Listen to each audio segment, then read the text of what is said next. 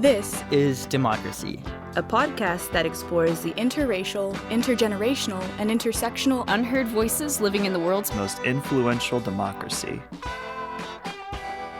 Welcome to our new episode of This is Democracy. Today we're going to talk about democracy in Latin America, which in fact has a very long history, a history in many ways separate and different from the United States, but also a history that has reached a point of very serious and complex challenges today, particularly in countries like Venezuela. And we're going to talk today with, I think, one of the foremost experts in the Western Hemisphere on these issues, a friend of mine and a great scholar, Patrick Iber. He's a professor at the University of Wisconsin, and he's written a wonderful book called Neither Peace Nor Freedom, The Cultural Cold War in Latin America. Patrick, thank you for joining us. Thank you, Jeremi. That's a very kind introduction. My pleasure. Patrick's joining us from Mexico, appropriately enough, for this discussion. We're going to start, of course, with our poem by Zachary Siri. What's the title of your poem today, Zachary? Who are you? I don't know. Let's find out. Who are you, the small countries that dot the Caribbean Sea and the larger expanses that fill up time zones and mountain ranges like teacups, and whom we capitalize with Tegucigalpa and endless Buenos Aires, the diverse populations that file up from Honduras and Paraguay in 1,000 Assumptions into the border gates of the endless desert El Pasos? Are you not the Mexican restaurant by the train tracks, the people who cut my grass, who clean my house? Are you not those who dwell beyond the highway, far across the great dividing line? Are you more than the catalyst of the mass hysteria of our age, of the last irony of the immigrant persecutors of immigrants? Are you more than all the stereotyping of a continent that I care not to vomit onto this page, the hateful words that seep into our brains through the television sets, with the kind of electrodes that make 60 million men want to go crazy and eat till their stomachs explode and later put a wall around an entire nation? And why can I not write poetry about your continent without emphasizing the vastness of it all, the vastness, the enchanting distinctness of even your most hateful derisions? And why do I constantly hear of your undemocracy when I can hear the spirit of freedom in every one of the voices over the radio, from the protestants of 1,000 protests? And why is it that we speak of you as some foreign anomaly when I have known you in the parking lots across the Texas of my youth and in the cafeterias of all my schools? And why do we speak of you as if you are a self-destructing elephant when we blew the core out of your democracy with Panama Canals and El Salvadorian Reaganauts, and when we know you and sit with you every morning on the school bus? I love your references, Zachary, to the Panama Canal and El Salvador. What is your poem about? Well, my poem is really about how little we understand the Latin American culture that we interact with, and how much we ignore it and place it into certain categories and associate it with certain ideas and things, but also how the United States has forever been entangled with the culture and cultural and political history of Latin America. Yeah. I think that's very well said. And this takes us, of course, to Patrick's work. Patrick, how do we understand this current moment? It seems as if in Venezuela and throughout the region, Mexico, Colombia, every day we're reading about new backsteps on democracy, new challenges to democracy. How do we understand this? Well, I think one thing to say in response to that is that we've had a period in Latin American history recently in which the definition of democracy has been contested. These are societies that are deeply unequal when considered economically. If you look at most of the 20th century and into the 21st century, there are some of the most unequal societies on the planet, now somewhat overtaken by Sub-Saharan African, a few countries in Sub-Saharan Africa, but still of countries of enormous inequality. Right. And I think it's challenging to create a democratic system under those conditions. So what has happened is that as formal democracy, electoral democracy, has succeeded in in basically almost all of the countries in the region by the end of the 1990s. A period of military dictatorships, 60s, 70s, and 80s, and those mostly go away, and you're left with electoral democracies. But what will be the content, what will be the social content of that democracy has been an enormous question. So we had a period that was often referred to as a kind of pink tide, where left-wing governments of various types took power, beginning in Venezuela with the election of Hugo Chavez in 1999, and then sort of spreading across the region. There were a few exceptions, but Colombia and Mexico were probably the most prominent ones. And then very intense controversy over whether those governments represented democratic advances or democratic backsliding. I think the answer in some ways is both, although clearly in a case like Venezuela, the steps away from democracy have totally overwhelmed the democratic initiative that existed at the sort of grassroots level during some of the earlier years of Hugo Chavez being in power. So, Patrick, is it fair to say that one of the challenges has been that the democratic processes have produced undemocratic regimes? That's a good question. So, I mean, this is tied up with a complex concept of populism, right, which has a long history in Latin America, and I mean, the idea. There's some people in my field and in Latin America who don't think that that's a useful concept. I certainly think that it's an overused concept for trying to understand things. It strikes me as being sort of structurally similar, not in content, but to neoliberalism in that way. Right. That there really is a neoliberalism that's important for us to talk about, but that it sometimes gets thrown about a little bit carelessly and doesn't actually help identify the thing that it's supposed to identify. So, populism is a political style usually in which the people are situated against an elite. And it's often, there's often a kind of single ruler who is supposed to, who represents the relationship between political power and the people from which that power is supposedly derived. Right, so Hugo Chavez as an example, correct? Absolutely, right. And another classic example in Latin American history may be Perón in Argentina, right? In an earlier era. So Chavez does have this very charismatic relationship with the people. He had a variety show. I mean, Trump has Twitter, right? But he had a variety show that he would be on, was a sort of unscheduled program. It's called Allo Presidente. Hello, President.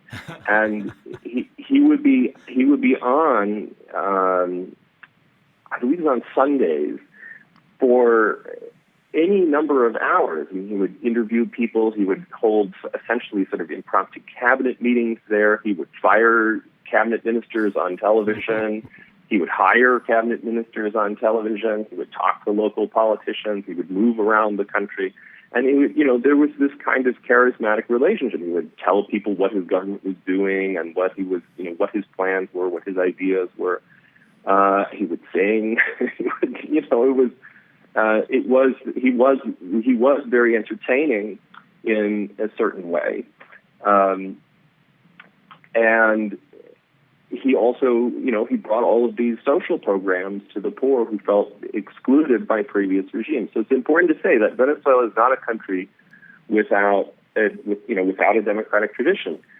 The last military dictatorship fell there in 1958, and but the democratic parties that came after in Venezuela had come to be seen as kind of exclusionary and not fully incorporating the demands of the population.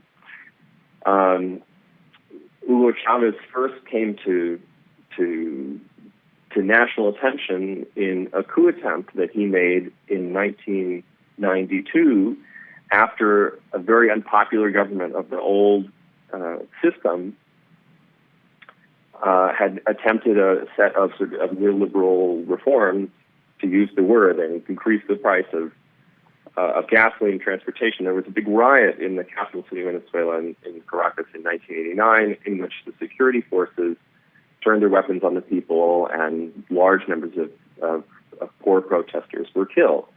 So Chavez tried to overthrow that government. He was in the military, and he didn't succeed, but he appeared briefly on television after the event, and that was the first time that he came to national attention, and it was sort of the basis for his later popularity when he was elected by popular vote and elected totally democratically in 1999.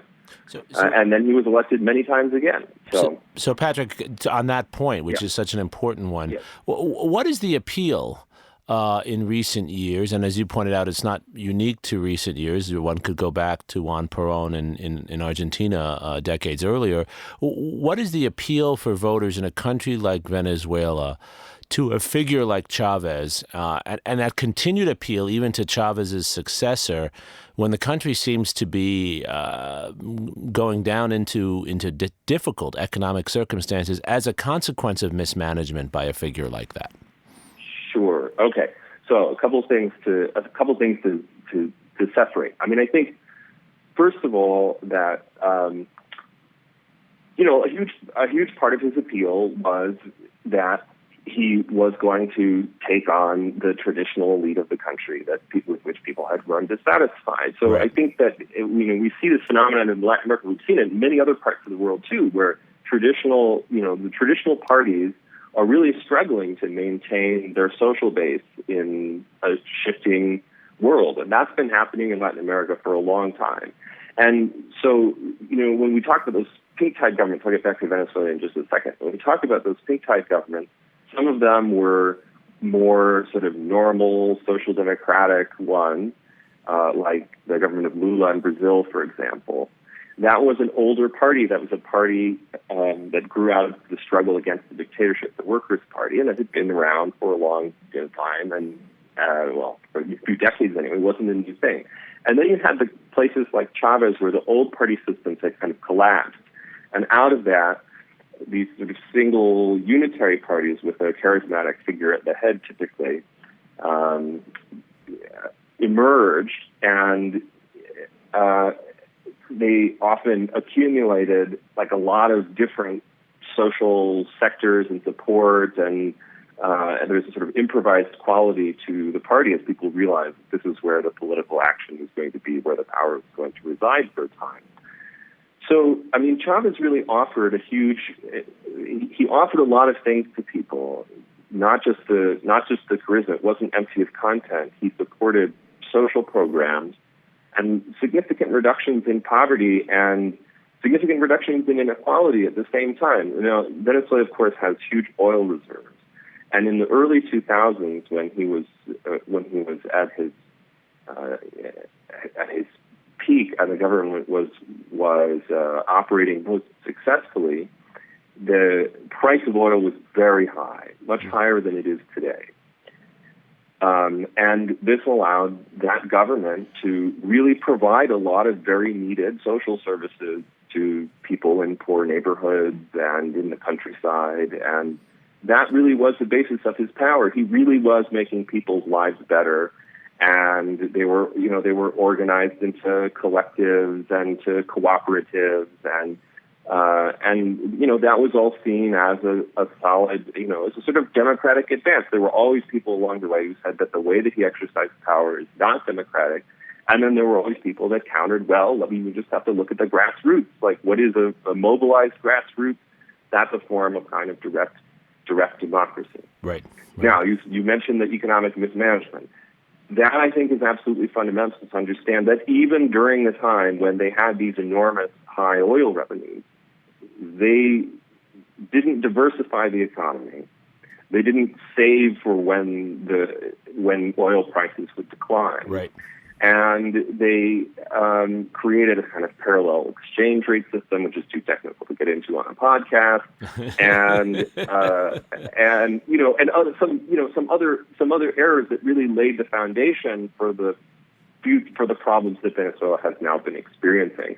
Once the oil prices declined and Chavez is gone, he died of cancer in 2013, and his successor Maduro has been in power since, with declining levels of popular support. And as that popular support has declined, and that was even perceivable at the end of Chavez's term, at the end of his life, really, they reelected him.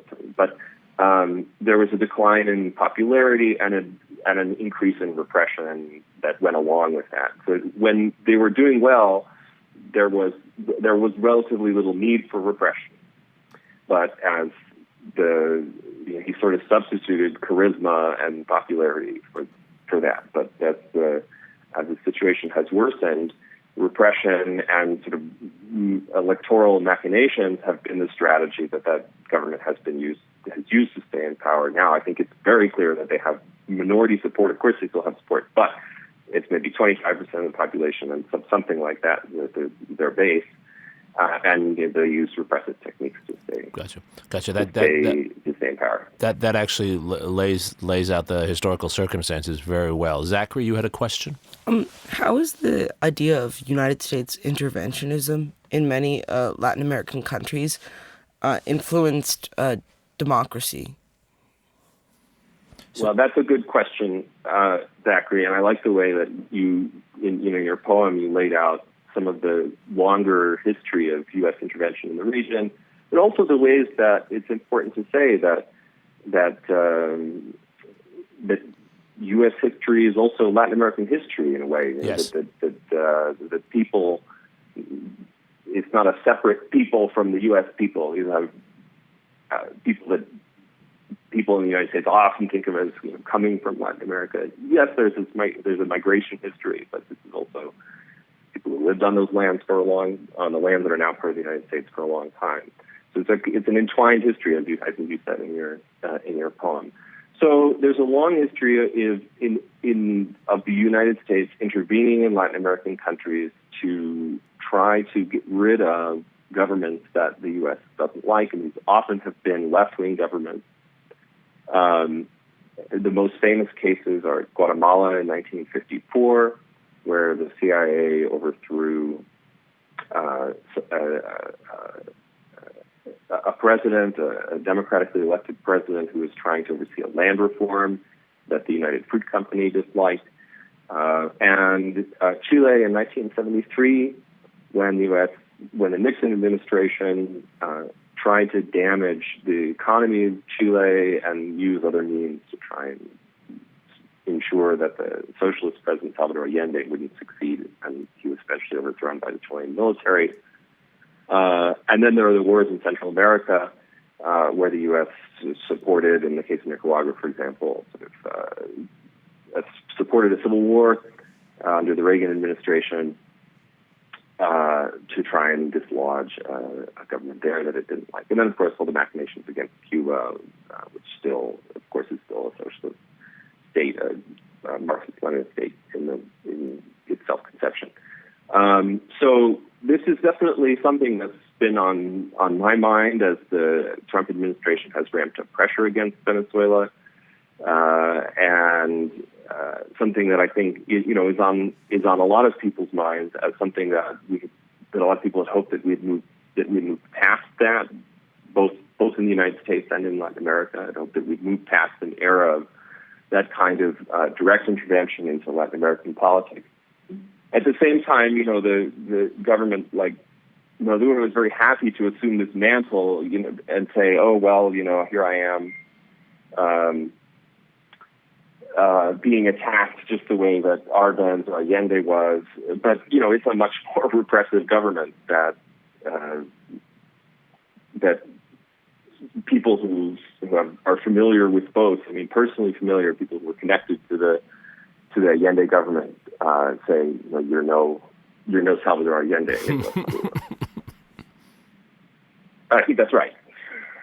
I don't think that tells us how we should feel about U.S. intervention, because U.S. intervention, I think, is probably counterproductive. What should the end game in Venezuela at this point? It should, I think, is pretty clear that it should be free and fair, open elections. That there were a number of elections that the Chavistas won, especially when Hugo Chavez was in power, but it's clear that they've lost electoral support in recent years. And it's clear that it's no longer a democratic system in the sense, what the minimal condition that we want for democracy is that if people don't like the people who are in power, they should have the capacity to vote them out. Well, there were parliamentary elections in 2016 that the opposition won by a very significant margin, and they were going to have 2/3 of the seats, which, according to the Constitution, which was a Chavista constitution, by the way, put in place in 1999 by Hugo Chavez, gave them the power to recall, to impeach and remove the president, which they would have done, but they were a few. So they just made that 2/3 threshold, and then there were the government alleged and used friendly judges to invalidate a couple of those results, and then it created a kind of constituent assembly that goes over the National Assembly, sort of stripping the powers away from that electoral body when they didn't like the results of that. So there's really no way to describe Venezuela as any kind of democracy, whether a grassroots democracy. It's not that anymore. The government has turned its security forces against the population, against poor neighborhoods, things like that. And it's certainly not an electoral democracy. So the end game has to be free and fair elections in the country. So then the question is, well, how do you get there? Is having the U.S. with this long history of intervention in the region, putting this kind of pressure and saying that it wants a regime change, putting people in charge of this process who were involved in the wars in Central America in the 1980s, like Elliot Abrams, is that actually going to be helpful, or is that going to be polarizing?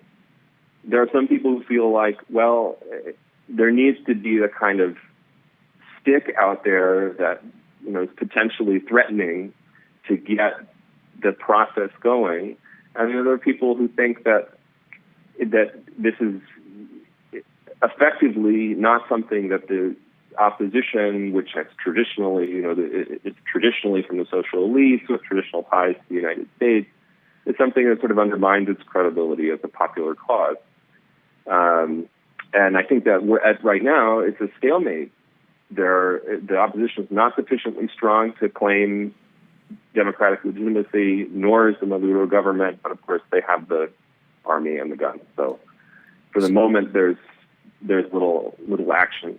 And it would be nice to think that. Sorry, Jeremy, go ahead. No, I was just going to say, Patrick, you brought us to a perfect point here.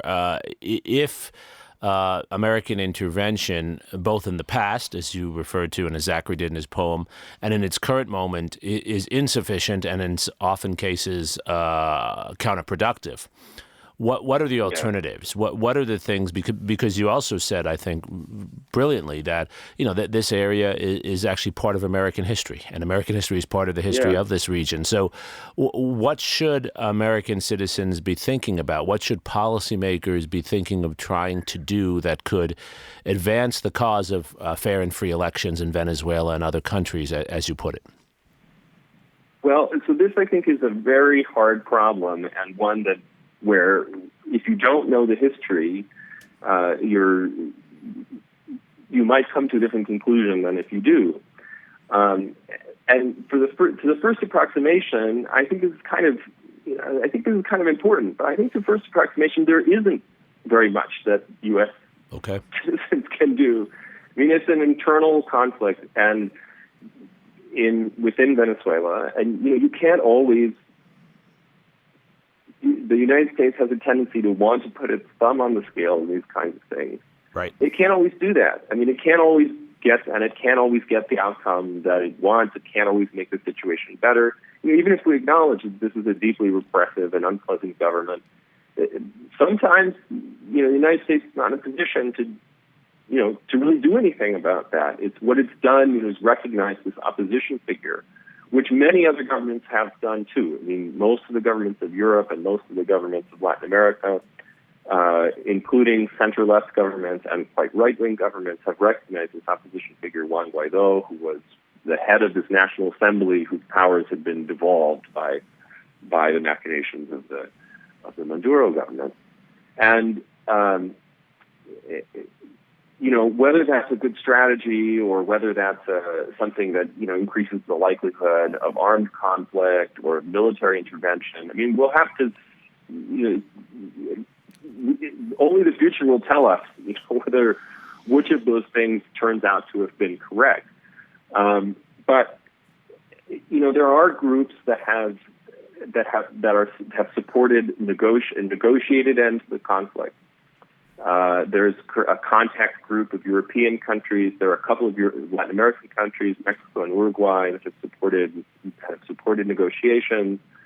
And I think it would be wise for the United States to mostly stay out of this conflict. I think it would be better handled if it were a regional effort, and not handled by countries who have clearly have a clear history of intervention the way that the United States does. And that doesn't mean that there would be no foreign intervention within Venezuela. I mean, all of Venezuela's neighbors are dealing with a huge humanitarian crisis, right, as people who are desperate have spilled over into their country.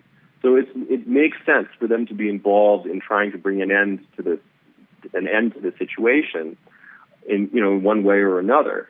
But I think that because of the particular U.S. history, it would be wiser for the United States to, at the very least, not be out in front of this effort. I see. To be way, way, way in the back, and to let these negotiations develop as they're going to develop according to the kind of internal and regional logic that's there. The counter argument to be fair to people who feel differently. There are people within Venezuela who are deeply opposed to any kind of U.S. intervention. There are people in Venezuela who would welcome even U.S. military intervention at this point because the situation is, so bad. Their economy is going to be 40% of what it was just a few years ago, which has almost never happened in peacetime. Right, and you have a humanitarian crisis, right? I mean, you have a it's very a huge humanitarian crisis, right? I mean, the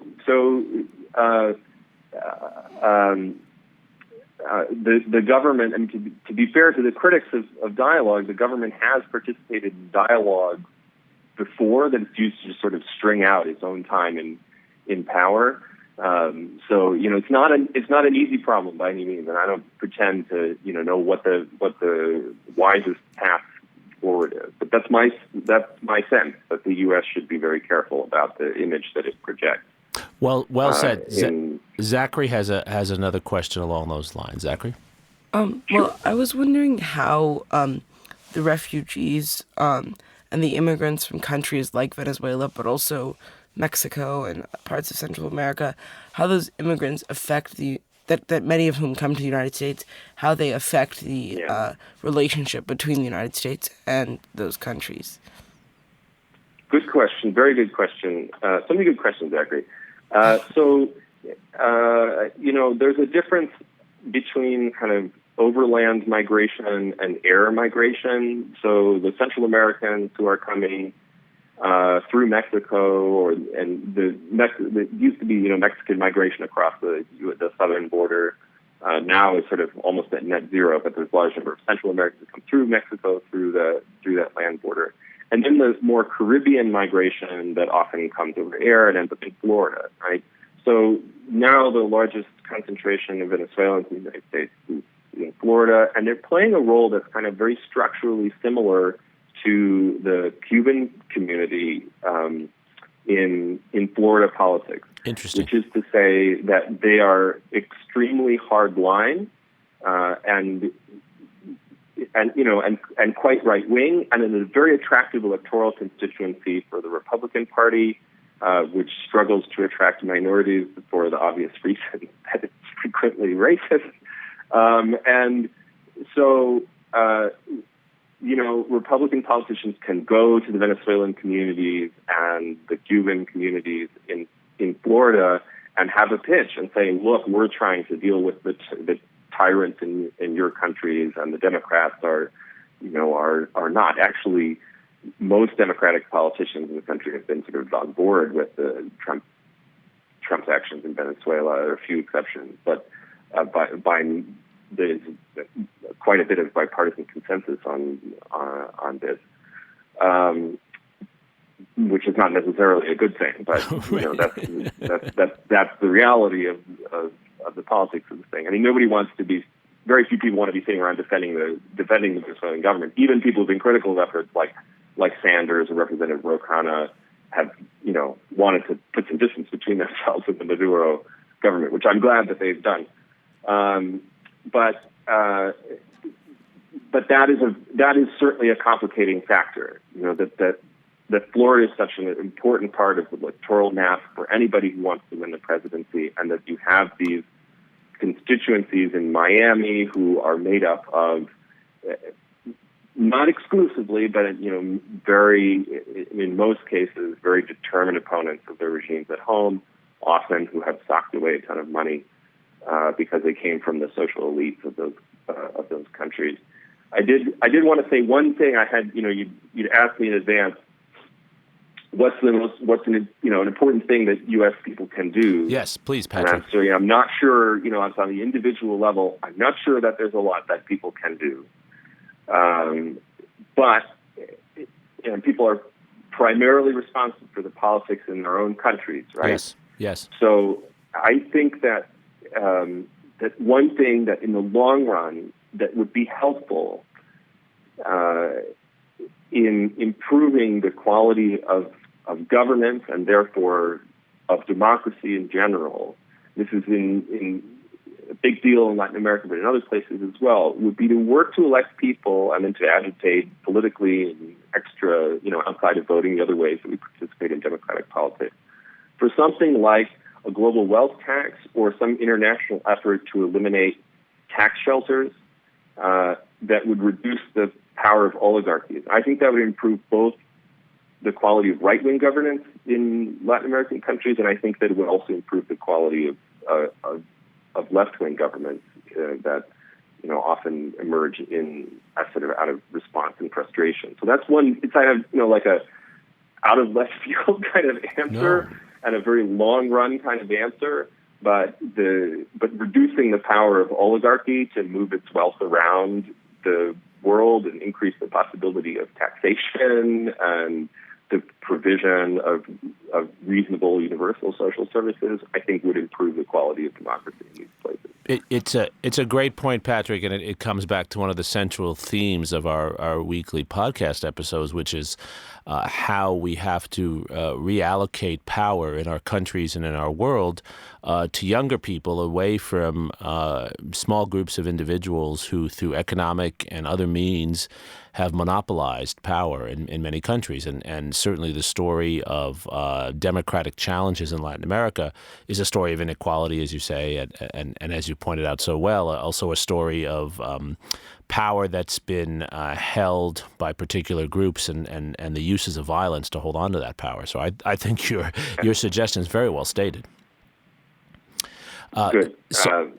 So I want to thank you, Patrick. This has really been a tour de force in giving us a historical framework for the region, understanding how Venezuela fits into these regional dynamics, and thinking about both the limitations on U.S. power and the role of broader economic circumstances, and this last point about tax shelters in particular. And Zachary, thank you for your wonderful poem today, as always. Thank you for listening to This Is Democracy.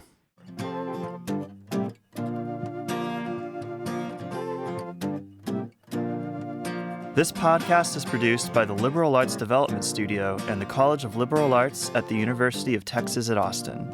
The music in this episode was written and recorded by Harrison Lemke, and you can find his music at harrisonlemke.com. Subscribe and stay tuned for a new episode every Thursday featuring new perspectives on democracy.